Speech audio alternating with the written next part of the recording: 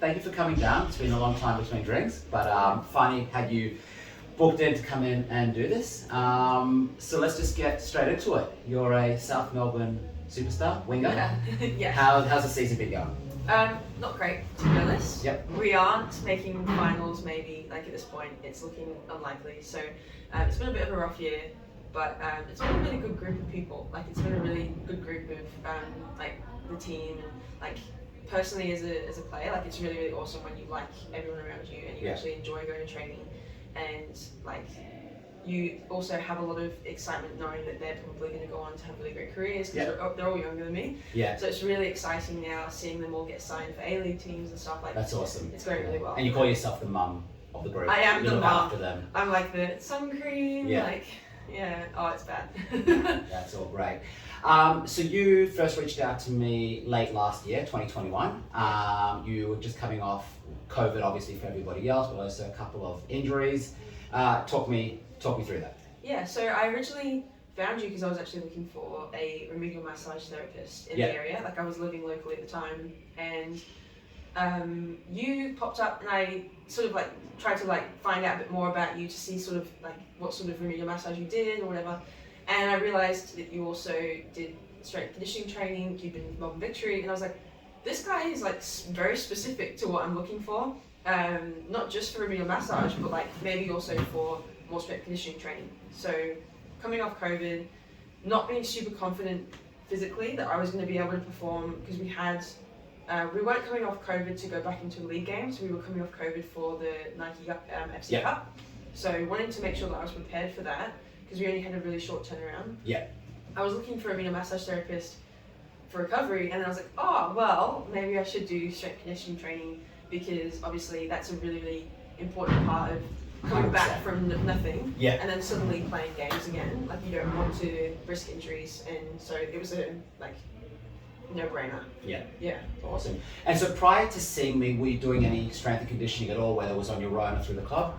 So I've done strength conditioning training since I started playing NPL. So since I was like 23 maybe, but it was always kind of sporadic. It was always mostly it was a lot of it was on me as well. I worked with some really, really cool trainers, people that were really experienced, but it was never consistent, and it was very rarely for like a very extended period of time. It was always like a short period of time, and then I'd go off and try and implement the stuff myself because for whatever reason, like financial or just like teeing up the time for them as well, it just hadn't worked out. And so I'd not had someone that I'd worked with consistently towards a goal and then actually like seen the progress. So I did a little bit of strength conditioning training, but this was the first time I'd actually sort of sat down and been like, okay, we have goals and I need to reach them. And I mentioned to you when you first started off with me, more than happy to train you, but there's a commitment that I expect from you, not only for the duration, but also for the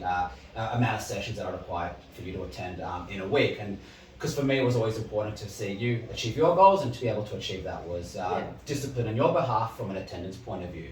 So you obviously came down from training for about 6 months. What was your impression? Because obviously we had other athletes in the group. What was that like? What was the facility like? And obviously what was the program like? Yeah, I think that's a lot of points, so maybe remind me. So I think initial first impression was that it was really specific to my sport and to my situation.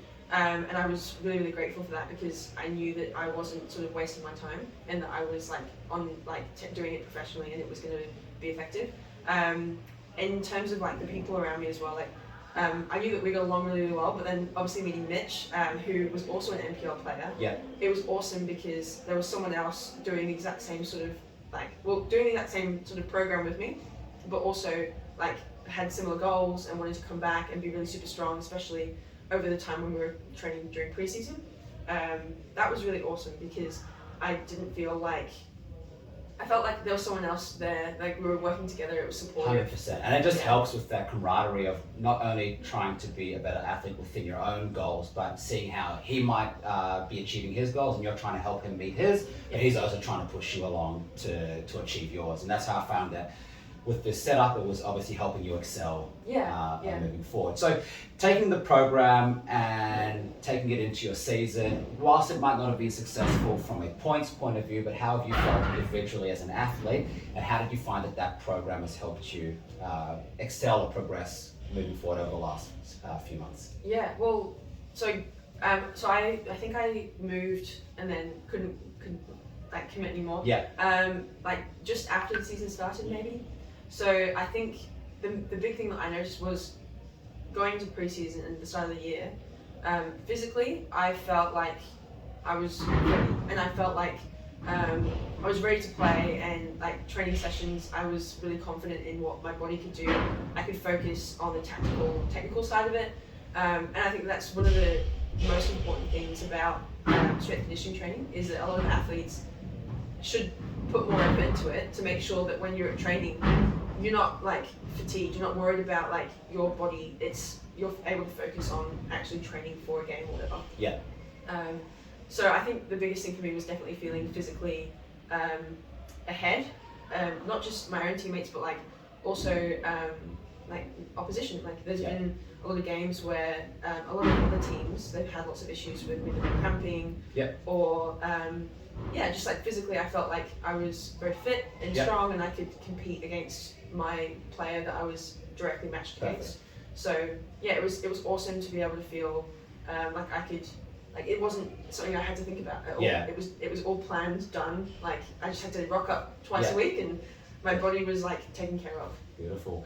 And I know we spoke a bit about off camera, but you mentioned that you're not quite sure what your goals are over the next, season or so. But if you, in a perfect world, what would your expectations be over the next 12 months? Yeah, I think that, so definitely for me, I think one thing about strength and conditioning training is that it's not specific for athletes. I think that one of the best parts about doing strength and conditioning training alongside football is that like you don't end up coming out of the game or out of training and then you end up in a situation where you're like, I'm super sore, going to work, my back and my neck and my like glutes or whatever, it's hard to just do normal life. Like I think that one of the greatest parts about strength and conditioning training is anyone can do it, and it's actually really, really beneficial for anyone because it means that you are physically capable in your day-to-day life, not just for your sport. Holistically, almost. Holistically, 100%. And so I think no matter what ends up happening, if like with my like future of football, I think that like a big priority for me is still doing strength and conditioning training because life skills. It's super important. And if I can tell that like when I am not doing my strength and conditioning training, it's really hard for me to keep on top of like my fitness and all these other things, my recovery. It just makes a massive, massive difference. Well, best of luck for whatever happens in the future. Good luck on this weekend Nike Cup final. Hopefully you get a better result than what you did last year. Yes, oh my gosh. You're there and anything can happen. So thank you again. Thank you so much. Beautiful. That was perfect.